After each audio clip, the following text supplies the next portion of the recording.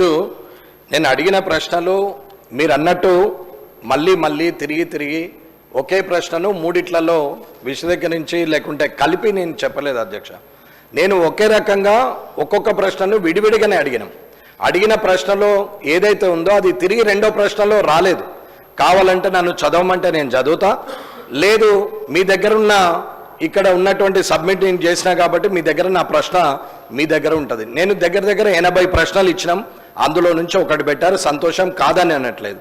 కానీ ఇది పూర్తిగా మీకు అనుకూలంగా ఉన్నది, మీకు అవసరం ఉన్నది, మీరు చేస్తున్నటువంటి కొత్త పనిని మాత్రమే చెప్పారు. నేను కొత్తది మొదటి ప్రశ్నగా అడిగాను, కానీ పాతవి ప్రతిదీ అడిగాం.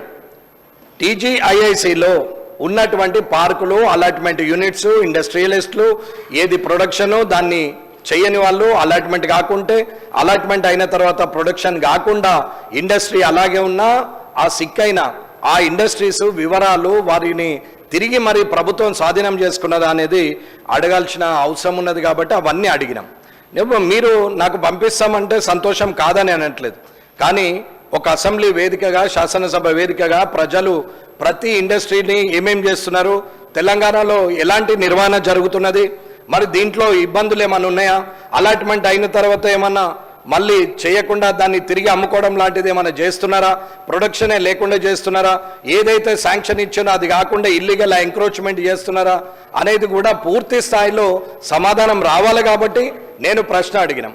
కానీ మీరేమన్నారు, 3500 ఎకరాలు కొత్త, సంతోషం, మీరు మళ్ళీ కొత్త ప్రభుత్వం వచ్చిన తర్వాత ప్రజాపాలనలో మీరు చేస్తున్నటువంటి కార్యక్రమంలో నేను కూడా మీకు మద్దతు తెలుపుతా, కాదని అనట్లేదు. 3500 ఎకరాలు తీసుకోండి, అందులో అసైన్మెంట్ ల్యాండ్ ఎంత ఉంది, పట్టాభూమి ఎంత ఉంది, అవన్నీ మీరు మాట్లాడడం నేను కూడా ఆబ్జెక్షన్ చేయట్లేదు అధ్యక్ష. దానికి సంతోషమే. కొత్త న్యూ ఎంటర్‌ప్రెన్యూర్స్ వస్తారు, కొత్త వాళ్ళకి మీరు భవిష్యత్తు ఇస్తారు, సంతోషం.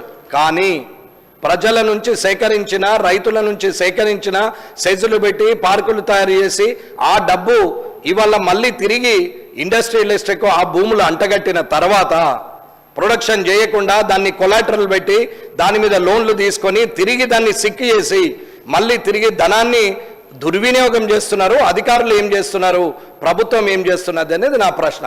లోతుగా మాట్లాడితే ఇవన్నీ ప్రశ్నలు. మీరు అక్కడ ఉన్నటువంటి ఇండస్ట్రీలు ఎన్ని ఉన్నాయి, ఏమేమి అలర్ట్ చేశారు అంటే సంఖ్య చెప్పండి. 3000 అన్నారు, 10,000 పార్కులు ఉన్నాయి, 50,000 ఎకరాలు ఉన్నాయి, ఒక 5,000 యూనిట్లు ఇచ్చాము, అందులో 3,000 రన్ అవుతున్నాయి, 2 రన్ అవ్వట్లేదు. ఏదో ఒకటైతే మీరు చెప్పాలి కదా సమాధానం. అధికారులు కూడా ఇంత నిర్లక్ష్యంగా ఉంటే ఇలాగండి అధ్యక్ష. పూర్తి సమాధానం కొరకు నేను వేచి ఉంటా. మరొకసారి ఉందాతనంగానే ఉండాలని కోరుకుంటున్నా. కాబట్టి మీరు ఇచ్చే సమాధానం కోసం నేను ఎదురు చూస్తుంటా. కానీ దానికి 300 రోజులు పట్టింది. ఈ 300 రోజులు మరొక 300 రోజులు ఎదురు చూసే ఓపిక లేదు. కాబట్టి మీరు తొందరగానే ఈ శాసనసభ సమావేశాలు ముగిసే లోపలనే దానికి గౌరవ మంత్రివర్యులు మీ ద్వారా సమాధానం చెప్పాలని కోరుకుంటున్నా. మినిస్టర్ గారు. అధ్యక్ష, చాలా సంతోషం. మేము కూడా అదే ప్రస్తావనలో ఉన్నాం అధ్యక్ష. ఈరోజు ఎక్కడైతే మొదటి నుంచి కూడా ఇండస్ట్రీ పాలసీ వచ్చిందో 30-40 సంవత్సరాల నుంచి కూడా ఏ ప్రాంతంలో అయితే ఇండస్ట్రియల్ పార్క్స్ ఏర్పాటు చేసుకొని భూములు కేటాయింపు చేయడం జరిగిందో, ఏ పర్పస్తోని భూములు మనము కేటాయింపు చేయడం జరిగిందో ఆ పర్పస్కు అనుగుణంగా అక్కడ యూనిట్స్ ఉంటున్నాయా లేదా, లేకుంటే ఇతర పర్పస్కు ఉపయోగిస్తూ ఉన్నారా. ఇంతకుముందు గౌరవ సభ్యులు చెప్పినట్టు అసలు భూమి వారు ప్రొడక్షన్ పరంగా ఉపయోగిస్తూ ముందుకు నడుస్తూ ఉన్నారా లేదా దానిపైన కమిటీ వేయటం జరిగింది అధ్యక్ష.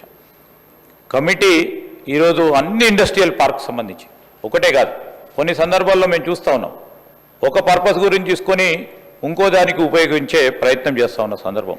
తప్పకుండా అన్ని తీర్లు కూడా అన్ని సమాచారం అందజేయటం జరుగుతుంది. గౌరవ సభ్యులు అడిగిన ప్రతి విషయం, ఏ పార్కుకు సంబంధించి ఫలానా పేరు పైన ఈరోజు అలాట్మెంట్ జరిగింది, ఆ పార్కులో ఫలానా కంపెనీకి సంబంధించిన ప్రొడక్షన్ జరుగుతూ ఉందా లేదా, లేని పక్షంలో కూడా ప్రభుత్వం ఈరోజు తిరిగి మళ్ళా